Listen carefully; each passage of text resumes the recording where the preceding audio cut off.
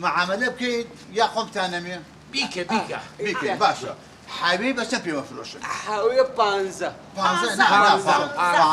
زورة كاكا بانزا زورة لقريتي اودي بانزا ترى ما تبقي اللي كاكا ما كان بروجي خوتان لقريتي اودي بشواري كربو يوم بيش خوتان نعم اخي الزورة بقول زورة نعم بانزا لا تجوب غير جوب لا بانزا يو نبيجي منيش بدخي خبريني يلا بدأ تو يلا بيع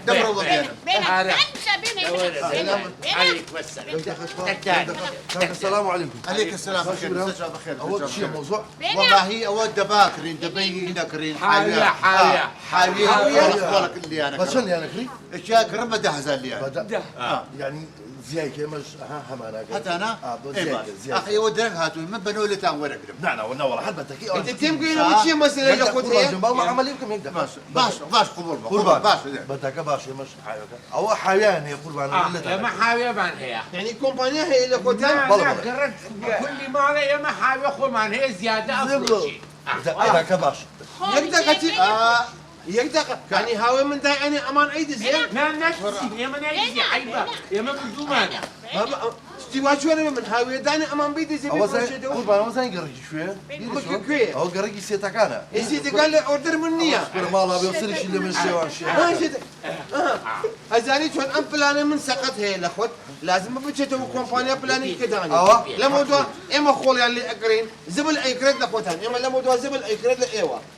كيلو تا هزار ايدا بي له ايوا كاك بوزمك يبراك مش كريم بوتان مش مو بيوا تربو واقع كاك شو اللي قالك سيدا كان هاي قشتا هاي شو لا قربان قريج سيتك انا بس شيتك تيجيش لنا بريزيان يقدق من لا موضوع خول اي كريد لمالان او حلا بلاني تازه هي بابتشي كومبانيا هر كيلو خول زبل بدا هزار لايوا اما خلط عليك باش كريمه تمام بابرو بقول لي انه قرق سيدا كان سيدا بقى جواب كاكا تو مش عارف زي فار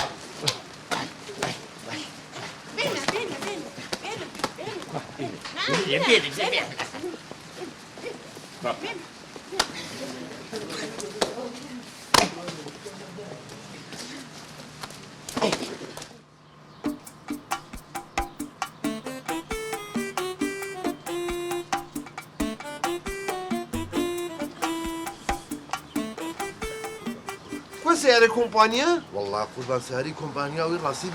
بمني وتي تاي شغال طاقنا فلان انا مالي خزولي لمناويه وتي تشم باي هزاي الكاكرم ولا قال سموني حجري وانا بس يباش بس سيارة كومبانيا سمون هجري كرا لا قربان هجرينا حجري هو كان دالية او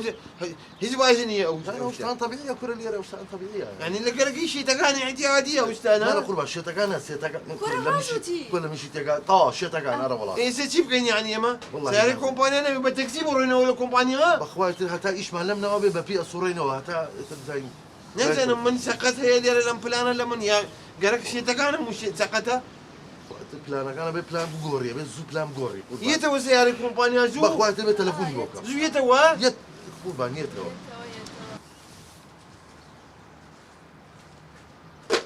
يقدق او هاويني زبلتيكا تعطوا إلى قوتي هاتم خولي لفريم فين هاك من شيء من مدير كومبانيا هي زبل وخاشاك وشين قال لك او قندليه او اصلا ن اخلاق هي ن روشت هي او تواليتي اقل لخوت عليتي اي هاويه قول من شي متوا لا قربان جانا وخلط هو اخلاقي لا يوجه ولا قال ما جاء انت وش فيك انت متي اخلاق يعني او اخي قربان جابوهم موقفين اخلاق مكان ما يندروا شي اخلاق ياسين ياسين كي والله قربان جانا اوري ياسين جنيد نروي هو هذا بيو ثمن شكله خالد ديار موالدي نو بين زمانه دوز لي مريم شوف اوري زانا وانا تشيلن قربان هو لا ناسي هو اللي ناسي باو دكتور رامي دكتور رامي شي او افلام كرتوني عدنا ولينا قربان جانا وكا ياسين فما برقي خمك حاجه كان بيانا كاك زبل بوفري يعني هاوينا يا بتو في داينا جا كاك جا خوليم عالم مليان هنا الرجال هر خوليم ميتيا هاتو سلمها هي نابع إلوا هو موظف كومبانيا هي لخوت كل زبل الفرعيات راسك كا ياسين ابو فري كا عيبه وخوتو خاوني كومبانياتو كاكي جا خول خولي انا نبو شبر حاجه دانا فرن بابي كده حاجه وين اخلاقنا ما هو اها بس اخلاقك يا ادب اها سامي خبقه زين شي كا والله او في كدي لمن شوف كاكا كوام فيلم كنت بوتو من اولي بخسيكي تو كاكا ياك دخل كاكا اخلاقي يون جواز ير جواز بو مش ناوت اكيد يا خول برجه اخلاقي نيه او باوكتا نخير باكيتي او مردكما شاي بازاري كدوا بقران كا ياسين فيلم نكر او لا شوف فيلم بيكو ياسين لا بازار فيك والله بيكتا مش خدامه بشالي ياك تاخذ بو هاتشي خلنا من كندري اخر حاوي هالخولي بيكو ياسين بيكو جا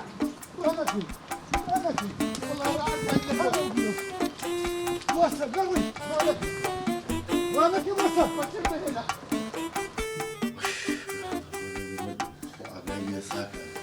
طبعا يشتي يوم كاكا وسالي يشتي شويه وني داغنا هو كابرين مشيت كاكا هو كل ما بيدش هذول انك بتبو خدمتي ايه ما هاتو بقول قيناك خدمتك اساس وصل شلون بس اوا تخوي يشتي بيوم وعقي لي زلي ويا سني بركوتا تا $10 روجيرك وبس او ما كربت مشاي زين جالس خلاص خير شوف وليه والله بحيرتك قبل تلقى كدا انا وكو ياسين كيف بو توكوتم تو زين مدرجه تزو سريع راكات اسالم والله باش يبورا تاكري هوان قربان جاك والله لو ياسين بيني خو حاجه زين زو خطر دانيشا اللي خو دانيشا ناكل بجديه ما ناكل يستسيري كان سعري كومباني هتوا لا والله قربان جاك هلا هنا يسمون هجري لا والله صراحه حجرني تلفوني وكردهم ودي مالي خزور نتاع زيت انا للاديه خزور منات وانا من انا شوي مالي خزوري ما خي زلوري ما قربان جا مالي خلزورينا مالي خزوري مالي خزوري بالله بس سعري كومباني بالله بس هاري كومباني وبنزين جنابي يعني خود باري بنزين وصلت سيدي كمان بلاندو هي بلان دو بالله بلاندو هي بالله بيني لو ياكلون سعري هنا كان تاكي اكرا حيواني اما حاويه بس انا بتنيا اقول لي ابو بس قربان ياسين نبغى استزورنا شي نزور دريشه اخواز انا قربان جا كران دوم كنتو بيجت معي كوشتم اخوان اخو ابو باسكت بقرا عز لي بايت انت اخو بس باوش ما كيف بكره بالله اساس سعري يقدر اكل باش دوسي اللي قال خوتان ايبان بالله مال بمال تك لدرجة ايات باش الان شي زبل ايكرين خشاق ايكرين يعني خو ما صبلك وشو خلاك لا خشلو خشاق لا خشاق خولو خاش خولو خشاق كلو خشاق كلو خشاق زبل ايكرين كاكا جاب بالاوي طاو كاكا مال بمال درجة ايات زبل ايكرين ايما كيلو ب 10,000 شنو بدا كيلو ب 10,000 قربان جنب الرواد توا برواد أرواد. يلا برواد بس قربان جنب شو الرواد يتو ارواد ما بلا درجة لي اي كيلو زبل ب 10,000 ايكرين ما ما قال لي سري شنو مش يا كاكا ما دي برواد يلا برواد والله امانه من شيت ايكات من شيت ايكات لخوت تليفوني بك هتبو باريسكا بداية بلان دو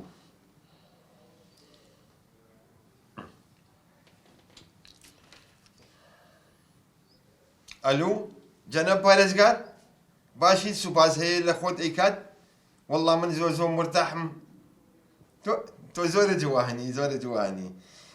بلان دو هي جنا باريسكا وتم بابيت بليد من استا مال بمال اغاريد لقى الكوراكان اشترى شكل كتي جوانكا وتم بيتو بر مال بمال 1 كيلو زبل ايكريت ب 10,000 اما بلاني من باريسكا من ايويت او خلاته بس بو من بيت او خلاته لازم حد بو من بيتو اي بو ميشن باي باي الله لا بلان دو كان خوشي زور جوانا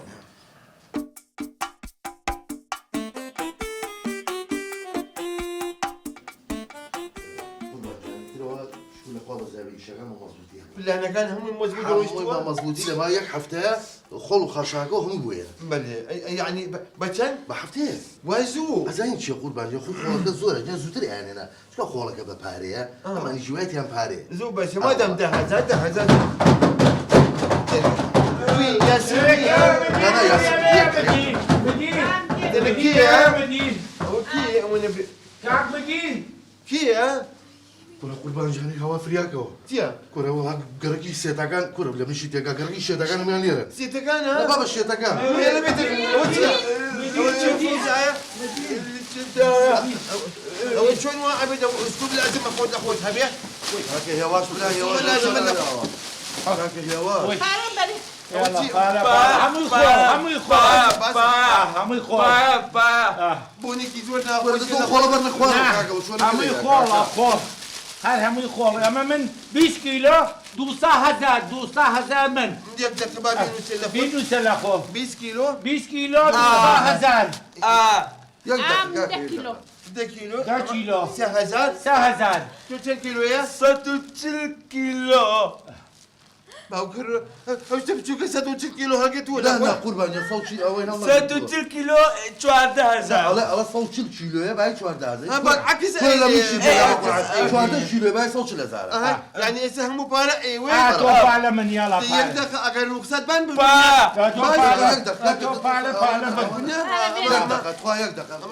ئەمە گوناهە ئەمە بوو نایبن بۆ لای وەستا قربان يا ساي تو يقدر